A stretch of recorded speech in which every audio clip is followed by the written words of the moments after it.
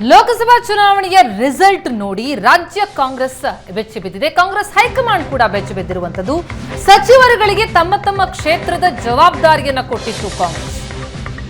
ಹೆಚ್ಚು ಪ್ರಭಾವ ಹೊಂದಿದ್ದಾರೆ ಅಂತ ಸಚಿವರುಗಳಿಗೆ ಈ ಜವಾಬ್ದಾರಿಯನ್ನ ಹೈಕಮಾಂಡ್ ಕೊಟ್ಟಿತ್ತು. ಸಚಿವರ ಹೆಗಲಿಗೆ ಅಭ್ಯರ್ಥಿಗಳನ್ನ ಗೆಲ್ಲಿಸುವ ಜವಾಬ್ದಾರಿಯನ್ನ ಕೊಟ್ಟಿತ್ತು ಕಾಂಗ್ರೆಸ್ ಹೈಕಮಾಂಡ್. ಆದ್ರೆ ಲೋಕಸಭೆ ಗೆಲ್ಲೋದಿರ್ಲಿ, ತಮ್ಮ ಸ್ವಕ್ಷೇತ್ರದಲ್ಲೂ ಕೂಡ ಅಭ್ಯರ್ಥಿಗಳಿಗೆ ಲೀಡ್ ಕೊಡಿಸುವಲ್ಲಿ ವಿಫಲ ಆಗಿದ್ದಾರೆ ಸಚಿವರು.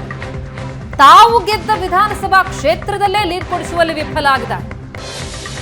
ಲೋಕಸಭಾ ಫಲಿತಾಂಶ ನೋಡಿ ಆ ಸಚಿವರುಗಳು ಶಾಕ್ ಆಗಿದ್ದಾರೆ. ಸಚಿವ ಸ್ಥಾನದ ಆಕಾಂಕ್ಷಿಗಳಿಗೆ ಇದೇ ಅಸ್ತ್ರ ಆಗತ್ತಾ? ಹಾಗಿದ್ರೆ ಎಲ್ಲೆಲ್ಲಿ ಹಾಗಿದ್ರೆ ಬಹಳ ದೊಡ್ಡ ಸವಾಲು ಅಂತ ನೋಡ್ತಾ ಹೋದ್ರೆ ವಿಫಲವಾದಂತಹ ಸಚಿವರುಗಳಲ್ಲಿ ಪ್ರಮುಖವಾಗಿ ದಿನೇಶ್ ಗುಂಡೂರಾವ್ ಅವರ ಗಾಂಧಿನಗರ ವಿಧಾನಸಭಾ ಕ್ಷೇತ್ರ ಏನಿದೆ ಅಲ್ಲೇ ಲೀಡ್ ಕೊಡಿಸೋದ್ರಲ್ಲಿ ವಿಫಲ ಆಗಿದ್ದಾರೆ. ಬಿಜೆಪಿ ಅಭ್ಯರ್ಥಿ ಪಿಸಿ ಮೋಹನ್ 23,324 ಲೀಡ್ ಪಡೆದ್ರು. ಸಚಿವ ದಿನೇಶ್ ಗುಂಡೂರಾವ್ ಅವರ ಸ್ವಕ್ಷೇತ್ರ ಗಾಂಧಿನಗರ ವಿಧಾನಸಭಾ ಕ್ಷೇತ್ರದಲ್ಲಿ.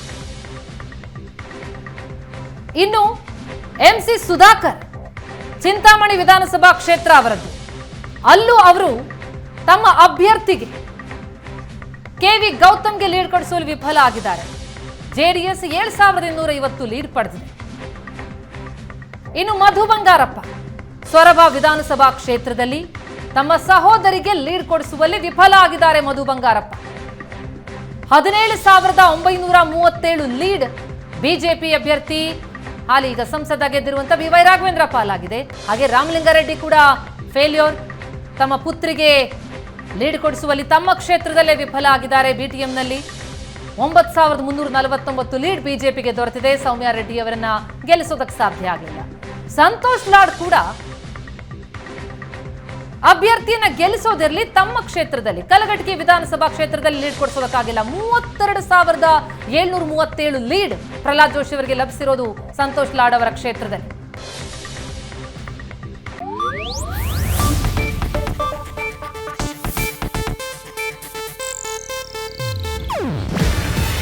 ಇದು ಏಷ್ಯಾನೆಟ್ ನ್ಯೂಸ್ ನೆಟ್ವರ್ಕ್ ಪ್ರಸ್ತುತಿ. ನೀವು ನೋಡ್ತಿದ್ದೀರಾ ಏಷ್ಯಾನೆಟ್ ಸುವರ್ಣ ನ್ಯೂಸ್.